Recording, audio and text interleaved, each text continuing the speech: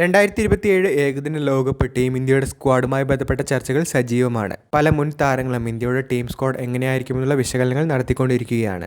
അതേസമയം മികച്ച പ്രകടനം കാഴ്ചവെച്ച താരങ്ങളെ ഉൾപ്പെടുത്തിക്കൊണ്ടുള്ള ഒരു സ്ക്വാഡ് പ്രഖ്യാപനമായിരിക്കും ഏകദിന ലോകകപ്പിലേക്ക് ടീം ഇന്ത്യ നടത്തുക എന്നുള്ള റിപ്പോർട്ടുകളും കാണുന്നുണ്ട്.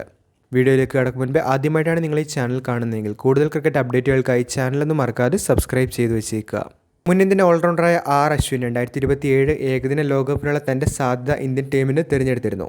പക്ഷേ മലയാളി താരം സഞ്ജു സാംസൺ ഉൾപ്പെടെ പല താരങ്ങളുടെ പേരും ഈ ഒരു ലിസ്റ്റിൽ ഉണ്ടായിരുന്നില്ല. ഇന്ത്യക്ക് T20 ലോകകപ്പ് നേടിക്കൊടുത്ത ടൂർണമെൻറ്റിലെ മികച്ച താരമായ സഞ്ജു സാംസണ് ഏകദിന ലോകകപ്പിനുള്ള ഇന്ത്യൻ സ്ക്വാഡിൽ സാധ്യതയില്ലെന്നുള്ള റിപ്പോർട്ടുകളാണ് കാണുന്നത്. ഋഷഭ് പന്ത്, അഭിഷേക് ശർമ്മ എന്നിവരും ടീമിൽ ഉണ്ടാകില്ല. ഇന്ത്യൻ ടീമിൽ ഇപ്പോൾ മത്സരം ഇത്രയും ശക്തമായ സാഹചര്യത്തിൽ സഞ്ജുവിന് വീണ്ടും സ്ഥിരമായ സ്ഥാനം കണ്ടെത്താനായി കഴിയുമോ എന്നുള്ള ചോദ്യം ഇതിനോടകം തന്നെ ഉയർന്നിരുന്നു. വിക്കറ്റ് കീപ്പർ സ്ഥാനത്ത് നിരവധി താരങ്ങളാണുള്ളത്. മധ്യനിരയിലും കടുത്ത മത്സരം തന്നെയാണ്. യുവതാരങ്ങൾ തുടർച്ചയായി വരുന്നു.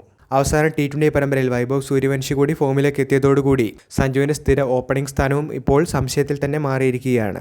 വലിയ വേദികളിൽ സമ്മർദ്ദം അതിജീവിച്ച് ഇന്ത്യക്ക് വേണ്ടി നിർണായക ഇന്നിംഗ്സുകൾ കളിച്ച താരം കൂടിയാണ് സഞ്ജു സാംസൺ. വിൻഡീസിനെതിരായി T20 പരമ്പര പ്രഖ്യാപിക്കുന്ന സാഹചര്യത്തിൽ സഞ്ജു വീണ്ടും ഇന്ത്യൻ ടീമിലേക്കുള്ള ഒരു റീ എൻട്രി നടത്തുമെന്നുള്ള റിപ്പോർട്ടുകളും കാണുന്നുണ്ട്.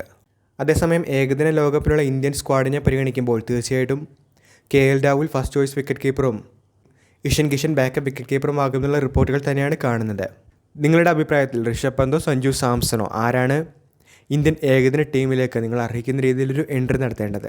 അഭിപ്രായങ്ങൾ കമൻറ്റിൽ പറയുക.